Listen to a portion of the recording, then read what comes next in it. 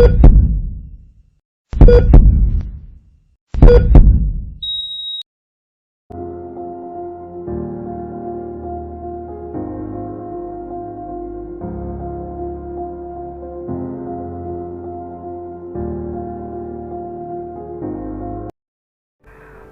sampah yang tidak diurus dengan baik akan mengakibatkan masalah besar.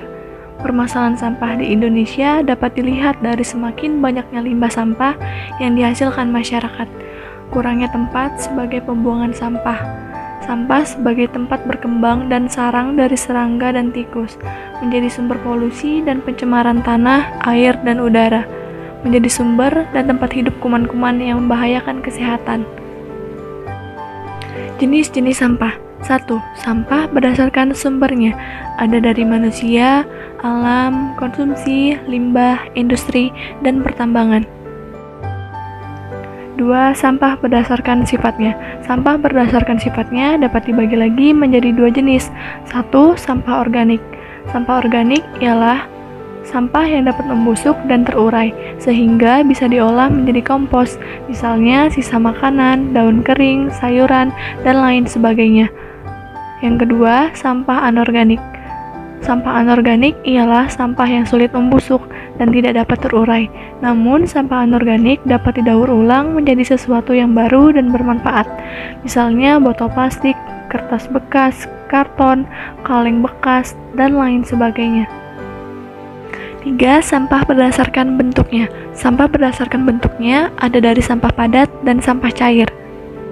Dampak-dampak yang diakibatkan oleh sampah. 1. Dampak pada kesehatan. Dampak pada kesehatan dapat menyebabkan penyakit tifus, diare, kolera, penyakit jamur, dan penyakit cacingan. 2. Sosial dan ekonomi.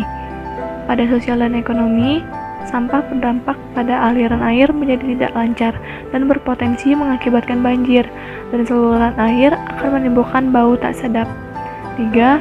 Dampak sampah pada lingkungan. Meningkatnya biaya kesehatan karena timbulnya penyakit akibat dari penumpukan sampah. Pengelolaan sampah. Mengelola sampah sejak kemunculannya. Apa sih yang dimaksud dengan mengelola sampah sejak kemunculannya? Yang dimaksud dari pengelola sampah sejak kemunculannya ialah artinya setiap orang bertanggung jawab atas sampah yang dihasilkannya sendiri, mendaur ulang sampah agar tidak menumpuk, dan memilah sampah organik dan non-organik, dan membuat sebuah kerajinan dari sampah tersebut agar lebih menjadi bermanfaat.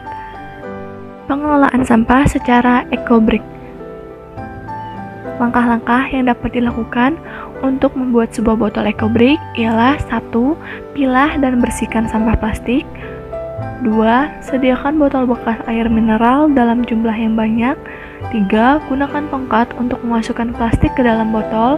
4. Masukkan sampah plastik ke dalam botol dan padatkan sampah plastiknya. Masalah sampah tidak bisa disepelekan begitu saja. Setiap orang harus memiliki kesadaran diri untuk mengelola sampahnya masing-masing sejak kemunculannya, agar tidak menimbulkan dampak buruk bagi lingkungan dan hidup manusia di masa depan. Ayo, mulai kelola sampah masing-masing.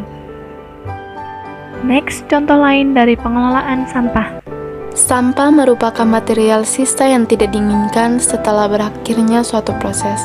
Sampah dibedakan menjadi 2 macam, sampah organik dan anorganik. Sampah organik adalah sampah yang bisa diuraikan, sedangkan sampah anorganik adalah sampah yang tidak bisa diuraikan. Sampah plastik adalah salah satu contoh sampah yang tidak bisa diuraikan. Untuk mengurangi pencemaran sampah, kita harus memanfaatkan sampah plastik dengan sebaik mungkin. Salah satunya dijadikan sebagai kerajinan. Ada berbagai macam kerajinan dari sampah plastik. Contohnya, kerajinan tas belanja dari sampah plastik bungkus kopi. Cara membuatnya, pertama siapkan alat dan bahan.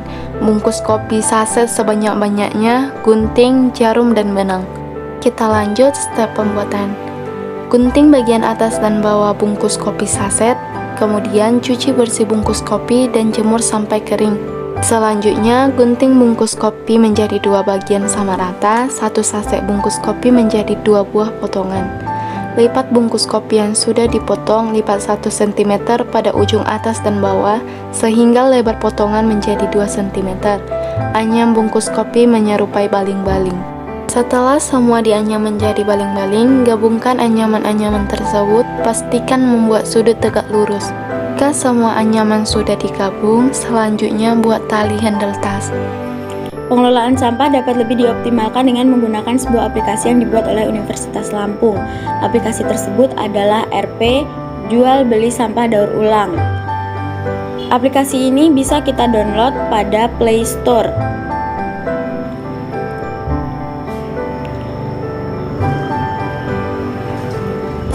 Setelah diinstal, kita dapat langsung masuk pada aplikasi ini. Tapi sebelumnya kita harus mendaftarkan akun terlebih dahulu jika belum mempunyai akun pada aplikasi ini. Ada berbagai macam fitur pada aplikasi jual beli sampah daur ulang ini. Yang pertama, transfer saldo. Kita dapat membayar sampah daur ulang kepada penjual. Kemudian yang kedua, ada pencarian lapak pembeli. Kita dapat melihat toko dari penjual sampah daur ulang. Yang ketiga, ada daftar jual beli. Kita dapat melihat barang yang diperjualbelikan pada aplikasi ini. Kemudian ada juga fitur pengisian saldo. Pada bagian informasi terdapat fitur untuk memandu kita menggunakan aplikasi ini. Kemudian ada fitur scan barcode yang digunakan untuk membayar saldo. Itulah penjelasan mengenai aplikasi ini. Sekian dari kelompok kami. Ayo mulai bertanggung jawab dengan sampah masing-masing.